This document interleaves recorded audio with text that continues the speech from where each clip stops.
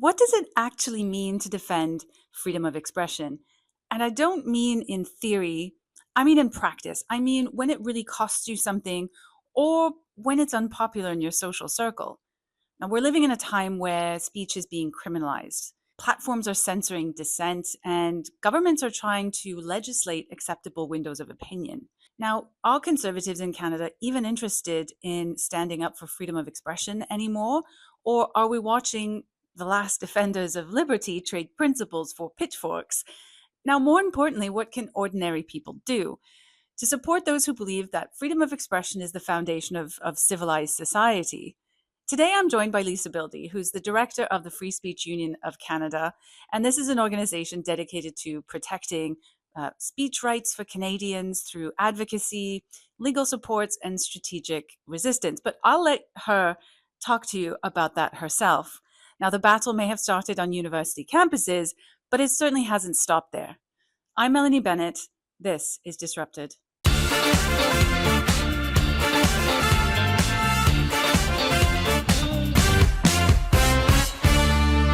Free speech is the bedrock upon which all other freedoms rest. And I'm very pleased to have with me today Lisa Bildy. Thanks for joining the show. Oh, my pleasure, Melanie. Thanks for having me on.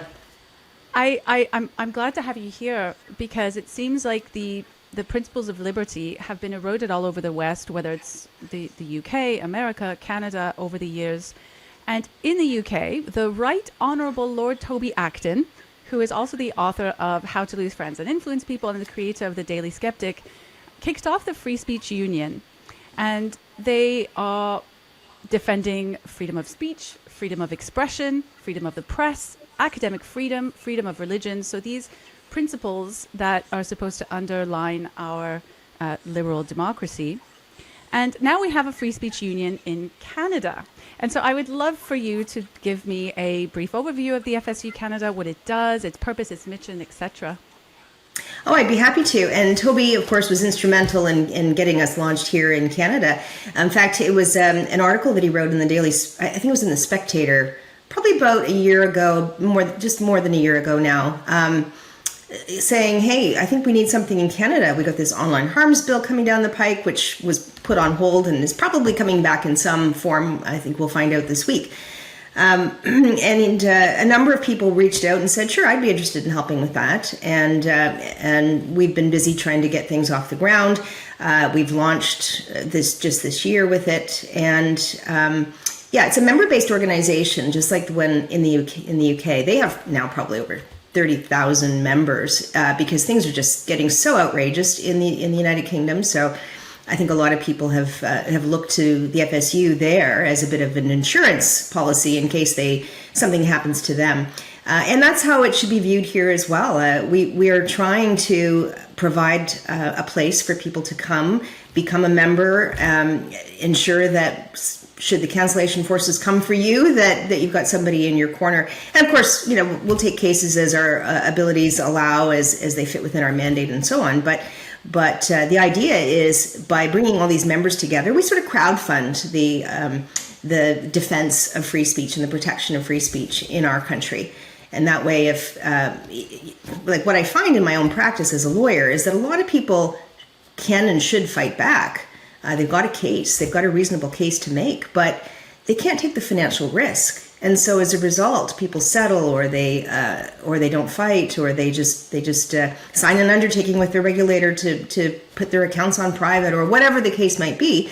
And then the principles of free speech just continue to be steamrolled under by the authorities and the culture as well. Yeah, I think the saying is the process is the punishment. Exactly. Yeah. Well, I have a curious question for you as we begin, which isn't quite free speech union, but I'd be curious to have this discussion because speech, we're not always clear on what is free speech and what isn't. And recently, a man called Patrick Gordon MacDonald of Ottawa, I believe he's in his late 20s, he was the first person in Canada, according to the RCMP, to be charged with both terrorism and hate speech offences in connection to a neo-Nazi group that he was part of called the Atom-Waffen Division. And so he was found to be willfully promoting hatred. So he was engaging in hate speech. and allegedly for helping create and distribute some propaganda videos that were used to recruit other members. Now, the reason I bring this up is because today we're seeing people come out. So he was in a legitimate neo-Nazi group, but today we're seeing so many people come out and say Charlie Kirk, his assassination was a terrible crime. We're not really interested in assassinating people, as would be reasonable. But on the same coin, on the same hand, they're saying, but he was engaging in hate speech. He was inciting people to be hateful. So he would, and also we have people saying, and he was a fascist. Now, in my assessment, Charlie Kirk was certainly a social conservative. And a Christian, but I would have put him in the classical liberal camp more than anything else. So you have these people calling him a fascist. He has hateful views. He's promoting hate speech. And so the reason I bring this up is because I'd love to know, in principle, is hate speech free speech? Well, the Americans have a different system than we do. They have a far more robust constitution, and so they do not they do not have hate speech provisions like we do in Canada. So now you can see where the temptations are to come in and curtail speech that you find very offensive. In fact, the Attorney General in the United States just did so the other day. She called some of the things that have been said about Charlie Kirk to be hateful. Celebrating his death, glorifying the violent end that he met. But she was quickly called back on that and changed her course, because the United States does have a very robust free speech amendment in its constitution, and they don't curtail what some people would call hate speech. The problem with hate speech, and we do have provisions about this in Canada, and we're growing them more and more. Every time you turn around, there's some new legislation or new case law that, even if they don't call it hate, they call it harm or something else that is designed to curtail it as much as possible. So we're chipping away at the idea that we can have freedom of expression in this country by characterizing really any speech that is kind of counter-narrative now as being hateful. So there are obvious cases where you might say, where most people would probably agree that something is hate speech in accordance with the kind of tests that we have in Canada. But that category grows and grows, and there tends to be a bit of a purity circle around it. So, for example, you see a lot of people now lashing out in the wake of Charlie Kirk's assassination and wanting to get people fired and go after people's speech that was celebrating it. But they don't always want to stop there, And now it's people who might have been critical of him or what have you. And it starts the umbrella of what should be banned or punished tends to cover more and more territory. So we have that risk here in Canada when we start down that path of saying that some speech is not permissible, even though it's just words. It's not violence. It's words. We really need to make this point, and it seems so trite, but obviously it needs to be reminded. People need to be reminded that words themselves are not violence, and we have words to avoid violence. The whole point of having freedom of expression is so that we can talk out our differences. We can hear opposing views. We can hear offensive speech, and maybe we don't want to. But if you start to curtail all of that, hate is an emotion. It doesn't go away. It doesn't just dissipate. It will channel itself into other things, including violently assaulting or executing somebody you don't agree with. So we really need to restore this idea that speech is essential to having a civil society. We are going to hear things we don't like, but it's better than the alternative of shooting everybody that we don't agree with. And there's a real risk of deciding that we don't really value having that civil society anymore. I think that's probably the thing that I found the most alarming coming out of the discourse following Charlie Kirk is how many people felt that was just okay, that you could just take out somebody whose views you profoundly disagree with. And I mean, there's a whole sort of assessment of how our culture got here that we could get into, but it's very disturbing. I think some of this comes from, deep human instinct. Maybe we dehumanize naturally of people who don't agree with us because it made our own tribes back in the earliest part of our evolution much more cohesive, and we learned to other people. We can, take out other people much more easily in opposing tribes if we dehumanize them. But we've evolved since then to have codes of ethics and 10 Commandments and other things that have developed in over thousands of years to keep us from those base instincts. We're starting to get away from that and now go back to this dehumanizing idea, and the idea that somebody doesn't agree with us, that it's a mortal sin and a crime, and that they should be dispensed with. It's very disturbing, but we've got to pull back, and we've got to have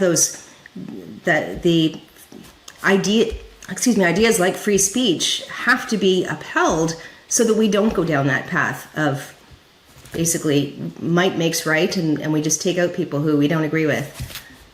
Yeah, I'm conflicted about that too, because on the one hand, I agree. I've been defending not canceling people. We should be allowed to speak, because there have been many people who've been saying that, saying homophobic or racist or xenophobic, or all the phobic statements. For example, Amy Ham saying that men cannot be women has faced significant consequences from the BC College of Nurses for saying that. And on the other hand, now we have people calling for the dismissal or removal of many people, including academics, politicians, school teachers, for essentially justifying the assassination of someone on the basis of their speech, which they consider to be abhorrent. But the conflict that I have is that whilst on the one hand, some people are engaging in speech that people disagree with, on the other hand, it's leading to assassinations, it's leading to murders. We're seeing very violent Antifa mobs. We're seeing support within the media class justifying it after it happens. Although, again, in America, this Luigi Mangione, who is a man who nearly point blank shot a insurance CEO. In America, they're celebrating this, and now we have the justification of the assassination of Charlie Kirk. And so where's the line drawn, right? So on the one hand, we have actual violence and murder occurring, and on the other hand, we simply have the accusation of so-called stochastic terrorism. The accusation was that Charlie Kirk was inciting people to violence, whereas the actual violence was aimed at Charlie Kirk on the basis of protecting people. Like, where's the line? Well, that's very interesting, and I think I've been pondering about this for the last week. You can't. For a long time, you could only have certain kinds of speech on campus because people would try and shut it down. They would protest, which in most cases is fine, although sometimes it would cross the line into trying to shut down a speaker entirely from speaking. They would put security costs in place to ensure that alternative views couldn't be held. There'd be this sort of heckler's veto that would try and drown out the speech. And now we almost have an assassin's veto.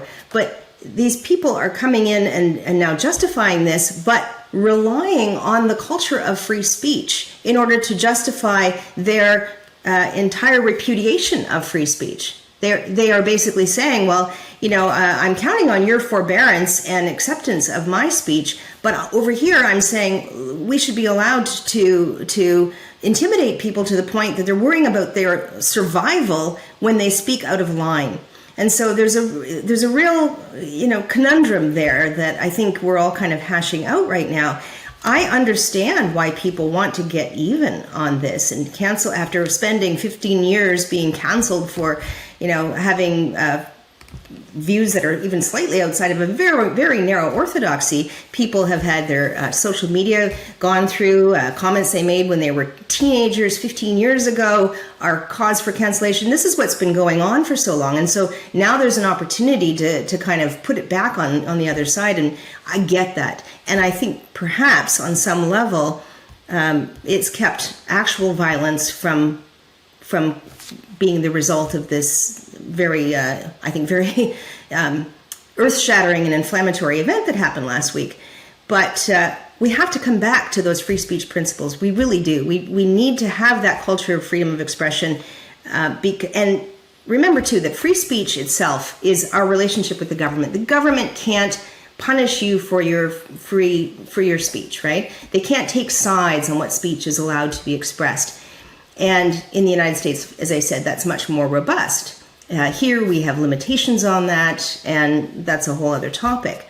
But we're not necessarily just talking about free speech in that legal sense. We're also talking about it as a cultural sort of environment in which our society operates between one another, in our interactions with people on social media and so on. That's not purely free speech, but there's a free speech culture that we need to reinvigorate, where people can say, yes, well, I don't agree with your opinion, but I respect the right of you to hold it. Where we tolerate differing views. We don't have to agree with them, we don't have to endorse them, but we have to understand that there are going to be different views.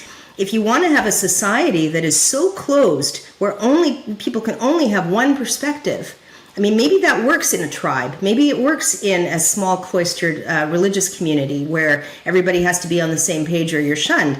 It does not work in broader society. In a pluralistic society, we have to be able to tolerate other opinions.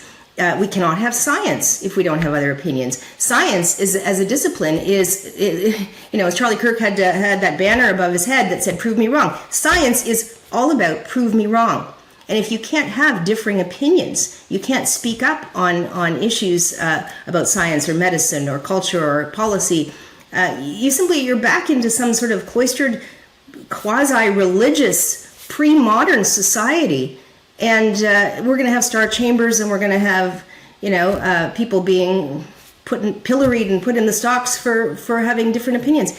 We can't go back there. We've got to restore the culture of freedom of expression, tolerance, and acceptance of the fact there's going to be different views. And I don't think we should accept that people want to shoot others for their views. That is something that we should deliver a lot of social disapprobation about. But anyway, I'm on a rant. Well, let's keep it controversial, because you said that speech is our relationship with the government. So I believe you penned a letter about the Sean Feucht experience this summer, where Sean Feucht is an American, I think he's a pastor, and he was doing a tour of church services at various parks. And so you penned a letter to the different provincial and federal parks, which is the government. Yeah. They canceled a lot of his shows on the basis, I think largely on the basis of safety concerns. So again, the free speech that you're talking about with the government. And the idea here was that he should have the freedom of religion and the freedom to express that religion in Canada. Okay, that's clear. We understand how many people feel about that, defending those principles. But at the same time, as Sean Feucht was touring, there was an imam touring who didn't get any attention, which I covered actually in my reporting. And he was an imam that was engaging in homophobic, anti-Western, anti-liberal rhetoric. And if there was attention on that imam, let's say the same outrage happened in Canada against this particular imam who is quite anti-Western, would Free Speech Union defend that? Well, yes. I mean, it's the same principle, right? The government doesn't get to decide what speech people get to express. This is one of the things that I think people find the most troubling in our current environment, and that is that a side is being chosen all the time. Principles are not being applied uniformly and equitably across all different ideas. Now, look, if somebody is out there saying Western civilization should fall, I mean, look, he's not the only guy to say that. We're probably hearing that in all of our university classrooms across the country every day. So people can say something like that, and the counter to that should be better and other speech that challenges that way of thinking. Same thing with Sean Feucht. If you don't like what he says, well, tell us why. Let's have debate about that. But the government shouldn't be putting a thumb on the scale and saying these views are not acceptable. Those ones we're just going to ignore, because what you're also doing is you're telling the population that they really don't have freedom of expression, and they ought to be looking to other ways to resolve their disputes. And what are those other ways? Violence.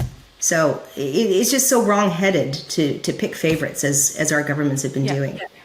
So what I'm hearing really is that there's a distinction between the government engaging in the monitoring and telling you what you should and should not say, versus the town square or the public square where people debate these ideas amongst themselves. And so I found that to be the case, that there needs to be more public engagement amongst ourselves. But to do that, we need to be able to speak freely. So there's a Right. double-edged sword here. But enough of the controversy, or maybe there's a different controversy here. I'd like to talk about some of the cases that the Free Speech Union has taken up. And so let's talk about Margaret Munn. Now, she's a mature student who returned to university in 2022 at the Western Faculty of Education. She was obtaining her teacher's certificate, and she soon faced the wrath of the Equity, Diversity, Inclusion, and Decolonization Stasi. So that was new to me, the D at the end there. And so what's FSU Canada's involvement in that?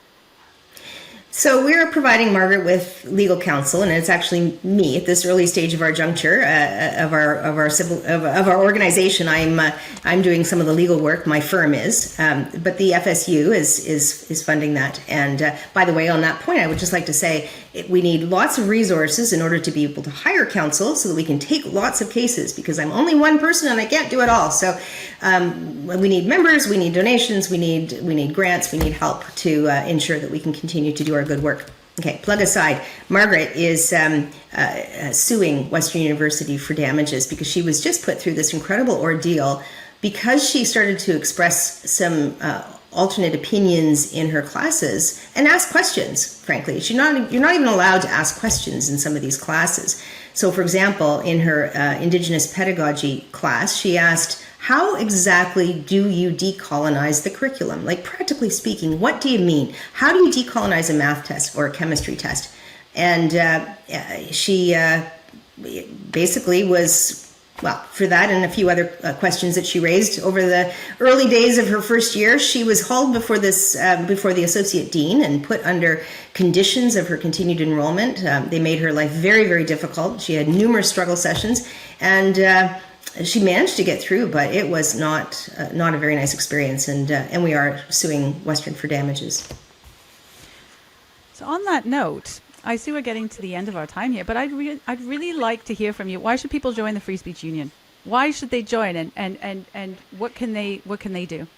Well, if you like Western civilization and you would like to continue to have it, you need to step up and do something about it. And this is something that people can do. All you have to do is sign up and become a member. But I like to think that by joining as a member, you're also sending a message. You're also to yourself saying, okay, I'm going to do something.